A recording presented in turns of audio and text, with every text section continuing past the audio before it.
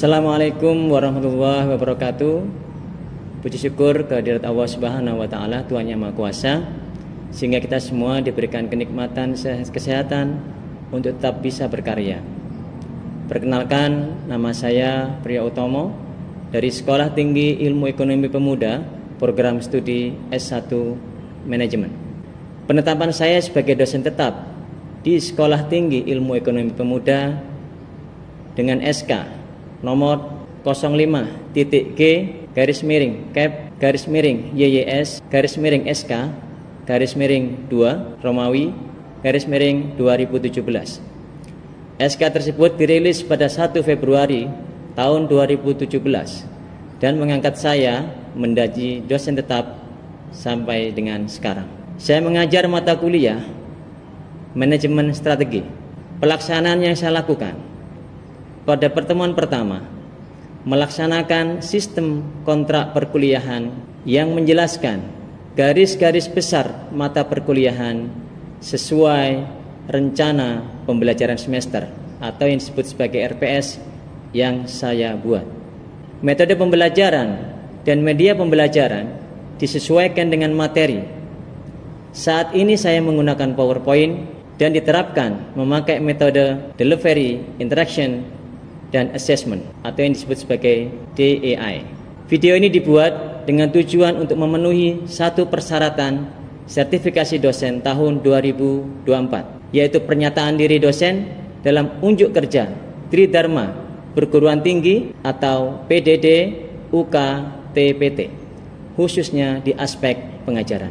Saya akan memulai untuk menjelaskan deskripsi dan informasi umum mata kuliah manajemen strategi. Mata kuliah manajemen strategi merupakan mata kuliah wajib bagi mahasiswa semester 5 pada program studi S1 Manajemen Sekolah Tinggi Ilmu Ekonomi Pemuda Surabaya. Mata kuliah ini memiliki bobot sebesar 3 SKS dengan durasi waktu 150 menit setiap pertemuan selama 1 semester ke depan. Bahasa pengantar yang digunakan adalah bahasa Indonesia. Deskripsi mata kuliah. Mata kuliah manajemen strategi ini bertujuan untuk memberikan pengetahuan dan pemahaman kepada mahasiswa tentang proses atau aktivitas pengambilan keputusan yang sifatnya mendasar dan menyeluruh, termasuk cara pelaksanaannya untuk mencapai tujuan bersama. Materi pembelajaran manajemen strategi ini ada 14 chapter dengan 14 kali tatap muka. Yang pertama, konsep manajemen strategi. Yang kedua, mengidentifikasi visi dan misi. Yang ketiga, menjelaskan alternatif strategi. Yang keempat, analisis lingkungan, industri, dan persaingan.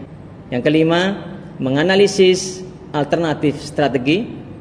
Yang keenam, merencanakan dan mendesain pemilihan strategi. Yang ketujuh, mengelola implementasi strategi. Yang kedelapan, implementasi strategi pada bidang sumber daya manusia. Yang kesembilan, implementasi strategi pada bidang pemasaran. Yang kesepuluh, implementasi strategi pada bidang riset dan operasional. Yang kesebelas, implementasi strategi pada bidang accounting dan finance. Yang kedua belas, pengendalian dan evaluasi strategi. Yang ke-13, core competence. Yang ke-14, manajemen strategi global atau internasional. Sesuai dengan rencana pembelajaran semester atau RPS, manajemen strategi ini dibagi menjadi 2 capaian pembelajaran. Yang pertama, capaian pembelajaran lulusan atau yang disebut sebagai CPL. Yang kedua, capaian pembelajaran mata kuliah atau yang disebut sebagai CPMK. Yang pertama, CPL dibagi menjadi 4 unsur. 1. Sikap. 2. Pengetahuan. 3. Keterampilan umum. 4. Keterampilan khusus. Sedangkan CPMK, mata kuliah manajemen strategi ini, mahasiswa diharapkan memiliki pengetahuan antara teori dan konsep manajemen strategi, sehingga mahasiswa dapat memberikan kontribusi nyata pada perkembangan bisnis saat ini. Teknik perkuliahan. Di awal perkuliahan, kita akan membahas masalah kontrak perkuliahan. Di kontrak perkuliahan ini akan dibahas tentang tata tertib perkuliahan, membahas tentang apa yang boleh dilakukan oleh mahasiswa dan apa yang tidak boleh dilakukan oleh mahasiswa. Di dalam kontrak kuliah juga dijelaskan tentang materi dan sistematika penilaian. Semuanya akan diupload di e-learning kampus. Dan di pertemuan awal akan dibahas untuk pembuatan WhatsApp group untuk memudahkan komunikasi dan interaksi mahasiswa dan dosen. Metode perkuliahan ini bisa dilakukan dengan dua cara. Yang pertama, tatap muka atau yang disebut sebagai luring. Yang kedua, secara daring atau yang disebut sebagai online.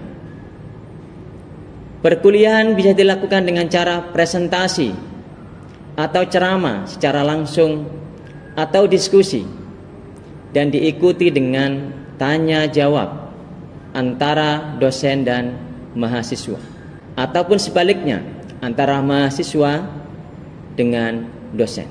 Untuk absensi perkuliahan ini bisa dilakukan apabila perkuliahan dilakukan secara langsung atau tatap muka, maka mahasiswa akan menandatangani absensi di dalam kelas. Jika perkuliahan dilakukan secara online, maka absensi akan dilakukan di e-learning kampus.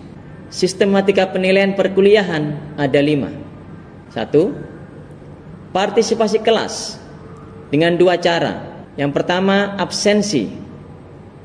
Dan yang kedua, sikap dengan bobot penilaian sebesar 20%. Yang kedua, tugas. Tugas dapat dilakukan dengan 2 cara, yaitu tugas individu dan tugas secara kelompok dengan bobot penilaian sebesar 20%.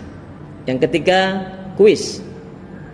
Kuis dapat dilakukan pada saat pertemuan apabila ada mahasiswa yang bisa menjawab pertanyaan dari dosen, maka akan mendapatkan bonus nilai tambah, ataupun juga dapat dilakukan sebelum UTS dan UAS dengan bobot penilaian sebesar 10%. Sedangkan kompetensi penilaian manajemen strategi ada 2 cara, yakni UTS dan UAS. UTS dilakukan pada saat pertengahan perkuliahan atau setelah 7 kali pertemuan, maka dilakukan ujian tengah semester atau yang disebut sebagai UTS dengan bobot nilai sebesar 25%. Untuk kompetensi akhir dilakukan sesudah perkuliahan atau sesudah 14 kali pertemuan akan dilaksanakan ujian akhir semester atau UAS dengan bobot nilai sebesar 25%. Perangkat pembelajaran sesuai dengan kebutuhan yang digunakan. Jika perkuliahan secara langsung atau tatap muka, maka perangkat yang digunakan adalah papan tulis, laptop, dan proyektor. Jika perkuliahan secara online, maka pertemuannya menggunakan media Zoom meeting dan penguploadan nilai akan menggunakan media e-learning. Selanjutnya saya akan menampilkan cuplikan perkuliahan secara tatap muka di kelas. Baik, terima kasih atas waktunya. Saya mulai dulu ya teman-teman. Assalamualaikum warahmatullahi wabarakatuh. Waalaikumsalam warahmatullahi wabarakatuh. Selamat pagi semuanya. Pagi. Apa kabar hari ini? Baik. Terima kasih. Bersyukur kehadirat Tuhan Yang Maha Kuasa, kita masih diberikan kesehatan, masih diberikan kenikmatan oleh Tuhan, sehingga kita bisa berkumpul kembali dalam pertemuan yang kedua, dalam minggu yang kedua. Teman-teman sekalian, seperti biasanya teman-teman, kita berdoa terlebih dahulu sebelum memulai pembelajaran hari ini. Berdoa menurut keyakinan masing-masing, disilahkan.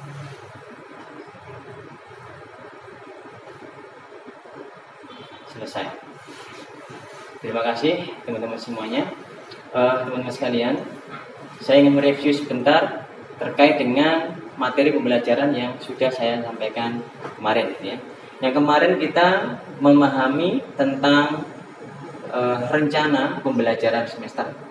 Sebagaimana sudah kita tahu bersama bahwasanya materi hari ini adalah materi tentang konsep manajemen strategi. Kalau kemarin sedikit banyak kita singgung deskripsi mata kuliahnya, Maka hari ini adalah langkah untuk memahami materi-materi sampai dengan pertemuan yang ke-14 gitu ya. Jadi teman-teman sekalian, perlu saya sampaikan bahwa materi sudah saya siapkan sebelumnya dan teman-teman dipastikan sudah membaca. Hari ini akan saya berikan sedikit materi, lalu kemudian nanti kita akan diskusi ya teman-teman sekalian. Baik, teman-teman sekalian, saya akan memulai dari awal ya teman-teman sekalian.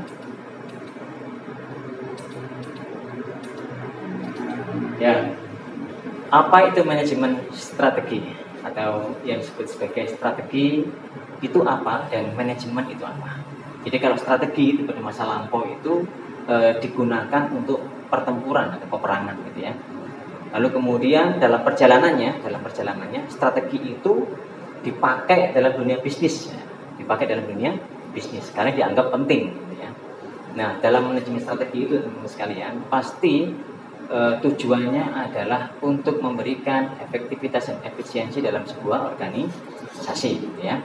Nah, ini secara konsep teman-teman sekalian bahwa manajemen strategi adalah sekumpulan keputusan ya dan tindakan yang menghasilkan perumusan atau formulasi dan pelaksanaan atau implementasi rencana-rencana yang dirancang untuk mencapai sasaran organisasi ya. Ini menurut Peirce dan Robinson tahun 1997.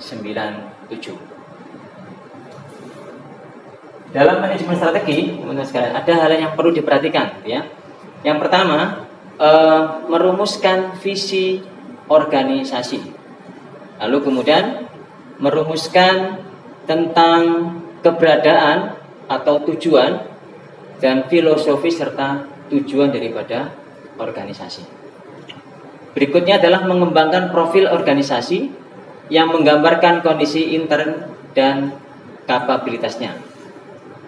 Yang ketiga, menilai lingkungan eksternal organisasi meliputi pesaing maupun faktor-faktor kontekstual umum. Yang keempat, menganalisis opsi organisasi dengan mencocokkan sumber daya dan lingkungan eksternal. Yang kelima, mengidentifikasi opsi yang paling dikehendaki dengan mengevaluasi setiap opsi yang ada berdasarkan opsi organisasi. Berikutnya, memilih seperangkat sasaran, jangka panjang dan strategi umum yang akan mencapai pilihan yang paling dikehendaki. Yang ketujuh, mengembangkan sasaran tahunan dan strategi jangka pendek yang sesuai dengan sasaran jangka panjang dan strategi umum yang dipilih.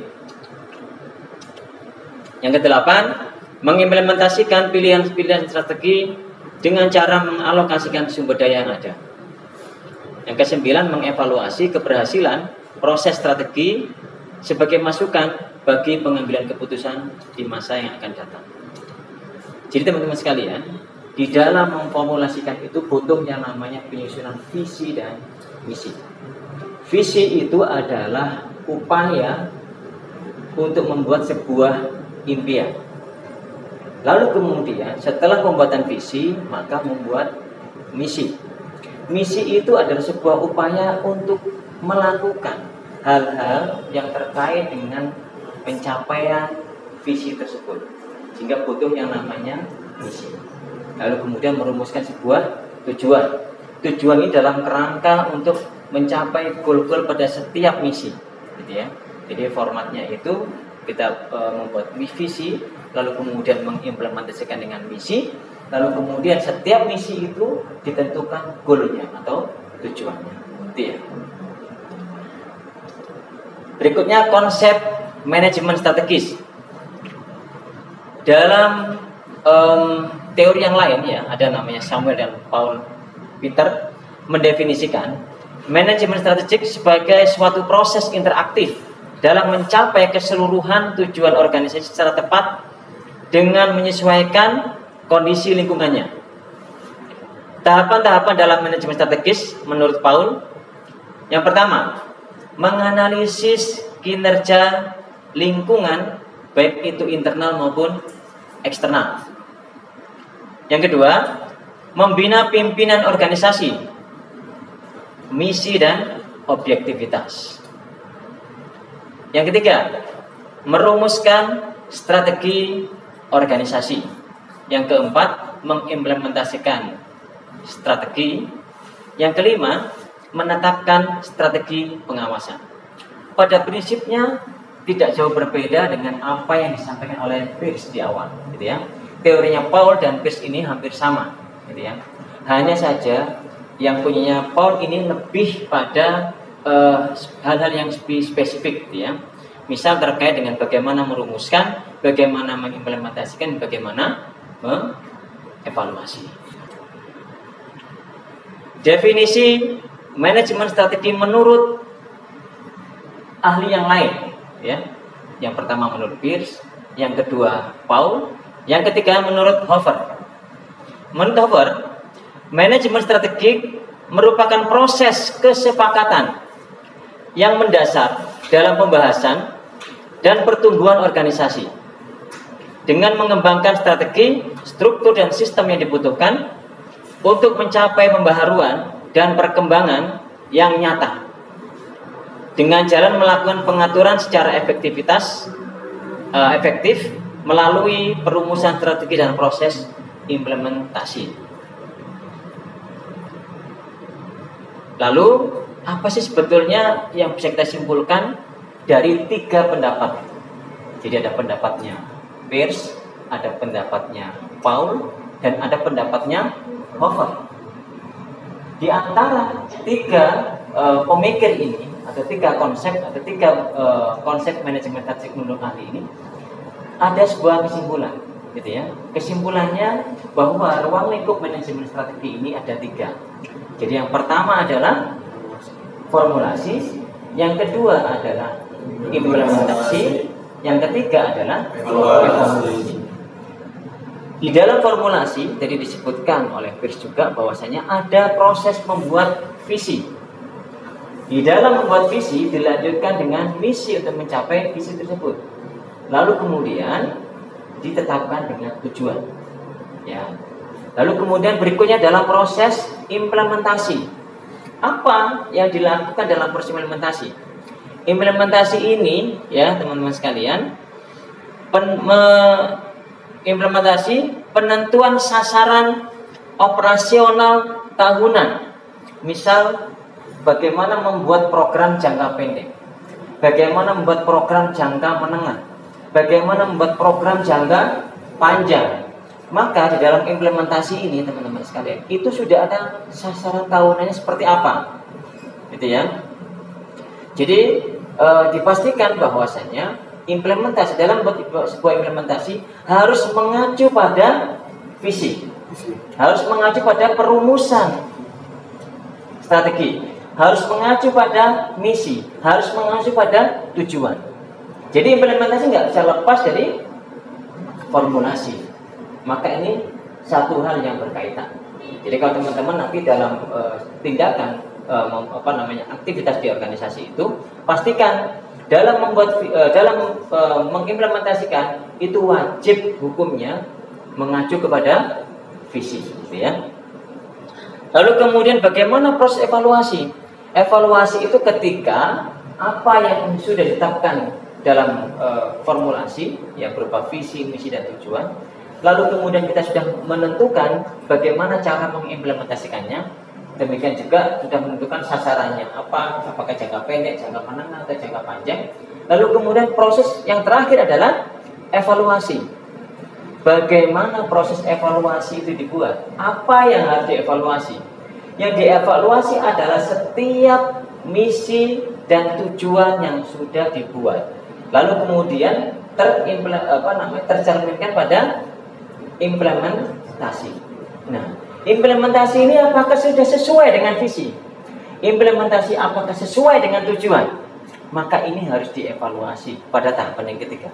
Evaluasi ini sifatnya adalah monitoring. Apa Pak yang dimonitoring? Yang dimonitor itu bisa sistemnya, ya, bisa sumber dayanya, ya, bisa prasarana.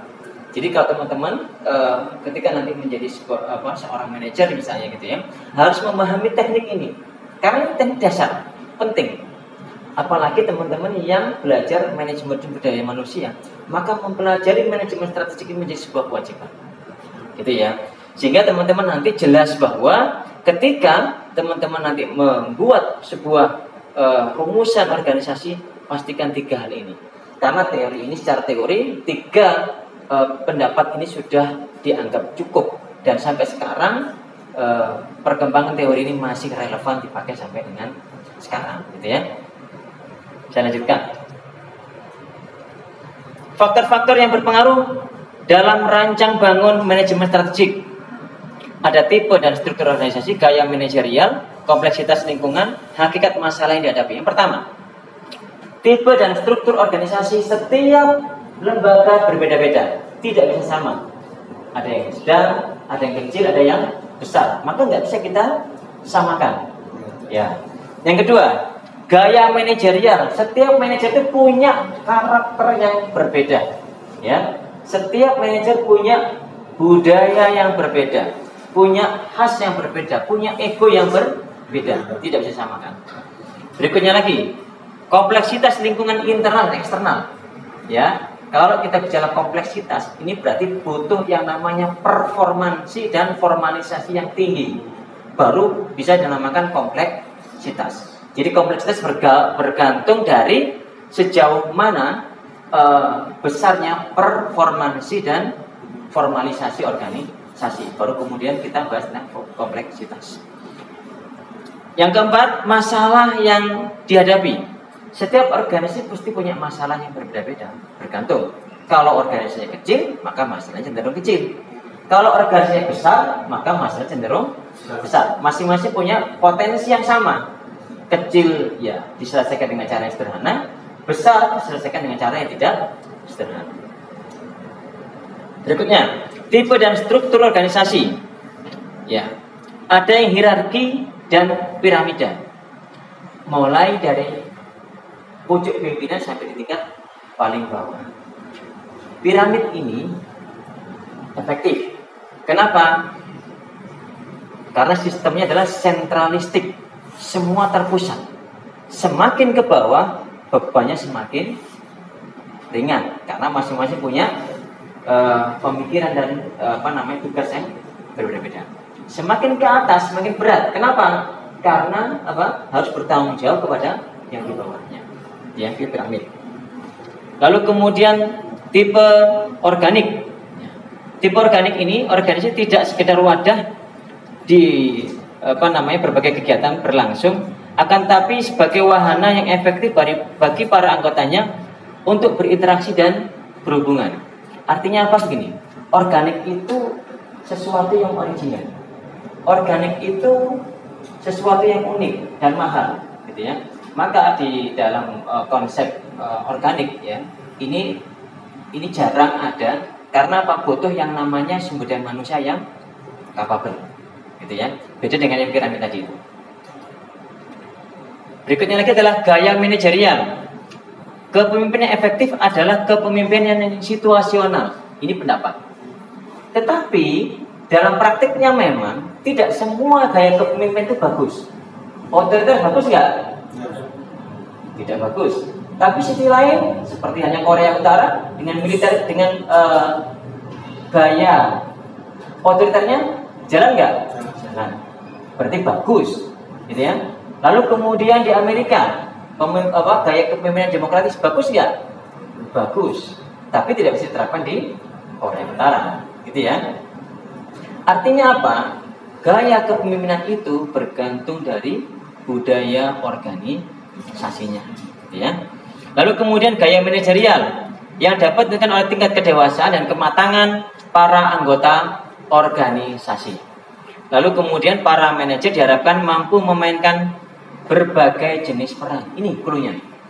Artinya kalau teman-teman nanti menilai manajer mana yang baik, manajer mana yang ideal, maka gaya kepemimpinannya hendaknya adalah situasi. Ada kalanya dia otoriter, ada kalanya dia demokratis, ada kalanya dia karismatik, gitu ya. Semua punya peran yang berbeda, bergantung situasinya. Ya. Jadi gaya kepemimpinan dalam manajemen statistik ini harus situasional. Ketika otoriter bergantung. Kalau memang untuk menciptakan manajemen konflik wajib otoriter, gitu ya. Perumusan strategi. Perumusan strategi adalah pengembangan rencana jangka panjang untuk manajemen efektif, ya, dan kesempatan dan ancaman lingkungan dilihat dari kekuatan dan kelemahan perusahaan. Perumusan strategi meliputi menentukan visi, misi organisasi, tujuan, pengembangan strategi, penetapan pedoman kebijakan. Nah, ini.